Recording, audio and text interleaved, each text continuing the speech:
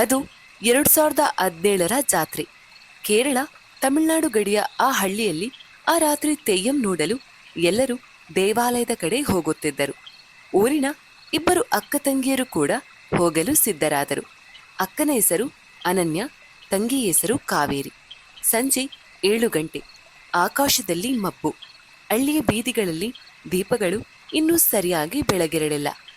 ಅಕ್ಕ, ಬೇಗ ಹೋಗೋಣ, ತೆಯ್ಯಂ ಶುರು ಆಗ್ತಾ ಇದೆ ಎಂದು ಕಾವೇರಿ ಉತ್ಸಾಹದಿಂದ ಹೇಳಿದಳು. ಅವರು ಒಂದು ಚಿಕ್ಕ ಟಾರ್ಚ್ ಹಿಡಿದು ಮನೆಯ ಹಿಂಭಾಗದ ದಾರಿಯಿಂದ ಹೊರಟರು. ಅನನ್ಯ ಮತ್ತು ಕಾವೇರಿ ತೀರ್ಮಾನಿಸಿದರು, ಮುಖ್ಯ ರಸ್ತೆಯಿಂದ ಬೇಡ, ತೋಟದ ದಾರಿ ಹತ್ತಿರ, ಕೇವಲ 20 ನಿಮಿಷ ಸಾಕು. ಅದು ಪಕ್ಕದ ಮನೆಯ ಹಿಂಭಾಗದಿಂದ ಹೋಗುವ ಕಿರುದಾರಿ. 2 ಮನೆಗಳ ಮಧ್ಯೆ ಸಣ್ಣ ಗೇಟ್. ಅದನ್ನು ದಾಟಿದರೆ ತೆಂಗಿನ ತೋಟ, ನಂತರ ದೇವಾಲಯದ ಮೈದಾನ. ಸಂಜೆ 7:10. ಟಾರ್ಚ್ ಬೆಳಕು ಮುಂದೆ ಬಿದ್ದು ಉದ್ದ ನೆರಳುಗಳು ಮೂಡುತ್ತಿವೆ. ಅಕ್ಕ, ಬೇಗ ಹೋಗೋಣ, ಚೆಂಡೆ ಶಬ್ದ ಕೇಳಿಸ್ತಾ ಇದೆ. ಕಾವೇರಿ ಕುಸುಮುಸಿದಳು. ಅವರು ಪಕ್ಕದ ಮನೆಯ ಗೋಡೆ ಬಳಿಯಿಂದ ಹಾದು ಹೋದರು. ಆ ಮನೆಯ ಕಿಟಕಿಗಳು ಎಲ್ಲವೂ ಮುಚ್ಚಿದ್ದವು. ಪಕ್ಕದ ಮನೆಯ ಹಿಂಬದಿಗೆ ತಲುಪಿದ ಕ್ಷಣ ಅಚಾನಕ್ ಒಳಗಿನಿಂದ ಒಬ್ಬ ಹೆಂಗಸಿನ ಅಳು ಕೇಳಿಸಿತು, ಸ್ಪಷ್ಟವಾಗಿ, ದುಃಖದಿಂದ. ಇಬ್ಬರು ನಿಂತರು. ಆ ಮನೆಯಲ್ಲಿ ಇದ್ದವರು ಗಂಡ, ಹೆಂಡತಿ ಮತ್ತು ಅವರ ಪುಟ್ಟ ಮಗಳು. ಅನನ್ಯ ನಿಧಾನವಾಗಿ ಹೇಳಿದಳು, ಕಾವೇರಿ, ಅದು ಪುಟ್ಟಿಗೆ ಅವರಮ್ಮ ಮಾಲತಿ ಹೊಡೆದಿರಬೇಕು, ಏನಾದ್ರೂ ಆಗಿರ್ಬೋದು. ಕಾವೇರಿ ಕೂಡ ಹೇಳಿದಳು, ಹೌದು ಅಕ್ಕ, ಪಾಪ ಕಾವ್ಯ ಎಂದಳು. ಅನನ್ಯಳಿಗೆ ಪಾಪ ಅನಿಸಿತು. ಅಳು ಮತ್ತೆ ನಿಧಾನವಾಗಿ ಕೇಳಿಸಿತು.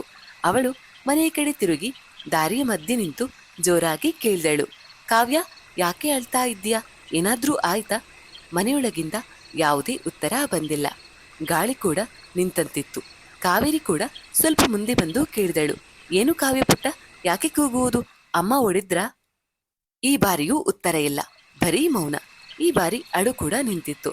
ಅನನ್ಯ ತುಸು ನಿಟ್ಟುಸಿರು ಬಿಟ್ಟಳು. ಬಹುಶಃ ಆಕೆಗೆ ನಮ್ಮ ಮಾತು ಕೇಳಿಸಿಲ್ಲ ಅನಿಸುತ್ತೆ. ಬಾ ಕಾವೇರಿ, ಜಾತ್ರೆಗೆ ಲೇಟ್ ಆಯ್ತು, ನಾವಿಲ್ಲಿಂದ ಹೋಗೋಣ. ಇಬ್ಬರು ಮತ್ತೆ ತೋಟದ ದಾರಿಯಲ್ಲಿ ನಡೆಯತೊಡಗಿದರು. ಅದಾಗ ಮುಂದೆ ಯಾರೋ ಬರುತ್ತಿರುವಂತಹ ಹೆಜ್ಜೆ ಶಬ್ದ. ಟಾರ್ಚ್ ಬೆಳಕು ಮುಂದೆ ಬೀಳಿತು. ಅವರು ಬೆಚ್ಚಿ ಬಿದ್ದರು. ಎದುರಿನಿಂದ ಮಾಲತಿ ಆಂಟಿ ಮತ್ತು ಅವಳ ಮಗಳು ಕಾವ್ಯ ಖುಷಿಯಿಂದ ಮಾತನಾಡುತ್ತಾ ಜಾತ್ರೆಯಿಂದ ಹಿಂತಿರುಗುತ್ತಿದ್ದರು. ಅಯ್ಯೋ ಅನನ್ಯ, ನೀವು ಜಾತ್ರೆಗೇನ? ಮಾಲತಿ ನಗುತ್ತಾ ಕೇಳಿದರು. ಕಾವ್ಯ ಕೈಯಲ್ಲಿ ಬಲೂನು ಹಿಡಿದು ನಗುತ್ತಾ ನಿಂತಿದ್ದಳು. ಅನನ್ಯ ಮತ್ತು ಕಾವೇರಿ ಒಬ್ಬರಿಗೊಬ್ಬರು ನೋಡಿಕೊಂಡರು. ಆಂಟಿ, ನೀವು ಮನೆಯಲ್ಲಿ ಇದ್ದೀರಲ್ಲ? ಕಾವೇರಿ ಬಾಯಲ್ಲಿ ಮಾತು ಜಡವಾಯಿತು. ಮಾಲತಿ ಅಚ್ಚರಿಯಿಂದ ನೋಡಿದಳು.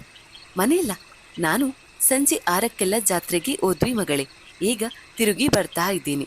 ಅನನ್ಯಲ ದೇಹದಲ್ಲಿ ಚಳಿ ಹರಡಿತು. ಕಾವೇರಿ ತಕ್ಷಣ ಕೇಳಲು ಹೊರಟಳು, ಆಂಟಿ, ನಿಮ್ಮ ಮನೆಯಲ್ಲಿ ಯಾರೋ ಅಳುತ್ತಿದ್ದಾರೆ. ಆದ್ರೆ ಅನನ್ಯ ಅವಳ ಕೈ ಬಿಗಿಯಾಗಿ ಹಿಡಿದು ತಡೆದಳು. ಹೌದಾ ಆಂಟಿ, ನೀವು ಬೇಗ ಹೋಗಿ ಬಂದಿರಿ, ತೆಯ್ಯಂ ನೋಡಲ್ವಾ? ಅನನ್ಯ ಬಲವಂತವಾಗಿ ನಗು ಮೂಡಿಸಿ ಕೇಳಿದಳು. ಮಾಲತಿ, ಇಲ್ಲಮ್ಮ, ಇವಳು ಇಟ್ಟುಕೊಂಡು ನಾನು ಹೇಗೆ ತೆಯ್ಯಂ ನೋಡಲಿ? ಕಾವ್ಯಗೆ ದನಿವೂ ಆಗಿದೆ, ಮನೆಗೆ ಹೋಗ್ತಾ ಇದ್ದೀನಿ. ಕಾವ್ಯ ಮೌನವಾಗಿ ನಿಂತಿದ್ದಳು. ಸರಿ ಎಂದು ಹೇಳಿ ಮಾಲತಿ ಮತ್ತು ಕಾವ್ಯ ಮನೆ ಕಡೆ ತ್ವರಿತವಾಗಿ ನಡೆದು ಹೋದರು. ಅನನ್ಯ ಮತ್ತು ಕಾವೇರಿ ಮಾತ್ರ ಜಾತ್ರೆ ಮೈದಾನದ ದಿಕ್ಕಿಗೆ ನಡೆಯತೊಡಗಿದರು. ಚೆಂಡೆ ಶಬ್ದ ಈಗ ಸ್ಪಷ್ಟವಾಗಿ ಕೇಳಿಸುತ್ತಿತ್ತು. ದೂರದಲ್ಲಿ ದೀಪಗಳ ಬೆಳಕು ಕಾಣಿಸುತ್ತಿತ್ತು. ಆದರೆ ಅವರ ಮನಸ್ಸು ಆ ಮನೆಯ ಕತ್ತಲಿನಲ್ಲಿ ಅಡಗಿಕೊಂಡಿತ್ತು. ಅನನ್ಯ ನಿಧಾನವಾಗಿ ಕೇಳಿದಳು, ಕಾವೇರಿ, ನಿನ್ಗೆ ಅದು ಹೆಣ್ಣಿನ ಕೂಗುತ್ತರ ಕೇಳಿಸಲಿಲ್ಲವೇ? ಅಥವಾ ಯಾವುದೋ ಪ್ರಾಣಿ ಪಕ್ಷಿ ಇರಬಹುದೇ? ಕಾವೇರಿ ತಕ್ಷಣ ತಲೆ ಅಲ್ಲಾಡಿಸಿದಳು. ಅಕ್ಕ, ಅದು ಪ್ರಾಣಿ ಪಕ್ಷಿ ಆಗಿದ್ದರೆ ಮನೆಯೊಳಗಿಂದ ಹೇಗೆ ಬಗೆಯುತ್ತೆ? ಅದು ಸ್ಪಷ್ಟವಾಗಿ ಹೆಣ್ಣಿನ ದುಃಖದ ಕೂಗು ಆಗಿತ್ತು. ಮತ್ತೆ ನನಗೆ ಗೊತ್ತಿಲ್ಲ, ಆದ್ರೆ ಅದು ಮಾನವನ ಧ್ವನಿಯೇ. ಗಾಳಿ ತಂಪಾಗಿ ಬೀಸಿತು. ಜಾತ್ರೆ ಮುಗಿಯುವಷ್ಟರಲ್ಲಿ ರಾತ್ರಿ 1 ಗಂಟೆ ಆಗಿತ್ತು. ತೆಯ್ಯಂ ಪ್ರದರ್ಶನವು ಅಸಹಜವಾಗಿ ಮುಗಿದಿತ್ತು. ಕಲಾವಿದ ಬಿದ್ದ ಘಟನೆ ಎಲ್ಲರ ಮನಸ್ಸಿನಲ್ಲಿ ಭಯ ಬಿತ್ತಿತ್ತು. ಅನನ್ಯ ಮತ್ತು ಕಾವೇರಿ ಮನೆಗೆ ಹಿಂತಿರುಗಲು ಪಕ್ಕದ ಮನೆ ಶೇಖರ್ ಮಾವ ಅವರ ಆಟೋದಲ್ಲಿ ಬಂದರು. ಆಟೋ ದಾರಿಯಲ್ಲಿ ಸಾಗುತ್ತಿದ್ದಾಗ ಇಬ್ಬರೂ ಮೌನವಾಗಿದ್ದರು. ಮನೆಯ ಮುಂದೆ ಇಳಿದ ಕೂಡಲೇ ಅವರು ನಡೆದುದನ್ನೆಲ್ಲ ತಮ್ಮ ತಾಯಿಗೆ ಹೇಳಿದರು. ಅವರು ಮಾತು ಮುಗಿಸುವ ಕ್ಷಣ ತಾಯಿಯ ಮುಖ ಬಿಳಿಯಾಯಿತು. ಕಣ್ಣಲ್ಲಿ ಒಂದು ದುಃಖ. ನೀವು ಕೇಳಿದ್ದು ಕೇವಲ ಭ್ರಮೆಯಲ್ಲ ಎಂದು ನಿಧಾನವಾಗಿ ಹೇಳಿದರು. ಅನನ್ಯ ಮತ್ತು ಕಾವೇರಿ ಬೆಚ್ಚಿಬಿದ್ದರು. ಅಮ್ಮ, ಏನು ಅರ್ಥ? ಅನನ್ಯ ಕೇಳಿದಳು. ಆ ಮನೆಗೆ ಸೊಸೆಯಾಗಿ ಬಂದವಳು ಮಾಲತಿ. ಆದ್ರೆ ಅವಳ ಗಂಡ ಸುರೇಶ್ನಿಗೆ ಒಬ್ಬ ತಂಗಿ ಇದ್ದಳು. ಅವಳೇ ಮಂಜುಳ. ಅನನ್ಯ ಮತ್ತು ಕಾವೇರಿ ಮೌನವಾಗಿ ಕೇಳಿಸಿಕೊಳ್ಳುತ್ತಿದ್ದರು. ಸುರೇಶ್ ಅವರ ತಂದೆ ತಾಯಿಗೆ ಇಬ್ಬರೂ ಮಕ್ಕಳು. ತಂದೆಗೆ ಮಂಜುಳ ಅಂದ್ರೆ ಪ್ರಾಣ. ಆದ್ರೆ ತಾಯಿಗೆ ಮಾತ್ರ ಮಗನೇ ಎಲ್ಲ. ಮನೆ ಎಲ್ಲಾ ಕೆಲಸ ಮಂಜುಳದ್ದೇ, ಬೆಳಗ್ಗೆಯಿಂದ ರಾತ್ರಿ ತನಕ. ತಾಯಿ ಅವಳನ್ನ ಮಗಳಂತೆ ಅಲ್ಲ, ಅತ್ತೆಗಿಂತ ಕೀಳಾಗಿ ನಡೆಸಿಕೊಂಡಳು. ಅಮ್ಮ ನಿಧಾನವಾಗಿ ಹೇಳಿದರು, ಇದು ನಾನು ಮದುವೆ ಆಗಿ ಬಂದ ಕಾಲದ ಕತೆ. ನಾನು ಕಣ್ಣಾರೆ ಅವಳ ಶೋಷಣೆಯನ್ನ ನೋಡಿದ್ದೇನೆ. ಕಷ್ಟವೇ ಅವಳ ಜೀವನ. ಮಂಜುಳ ಮದುವೆ ಪ್ರಾಯಕ್ಕೆ ಬಂದಳು. ಒಂದು ವರ ನೋಡಲು ಬಂದ. ಆದ್ರೆ ಅವಳ ಮೈ ಕಪ್ಪಾಗಿತ್ತು, ಮೈ ಮೇಲೆ ಕಪ್ಪು ಕಲೆಗಳು.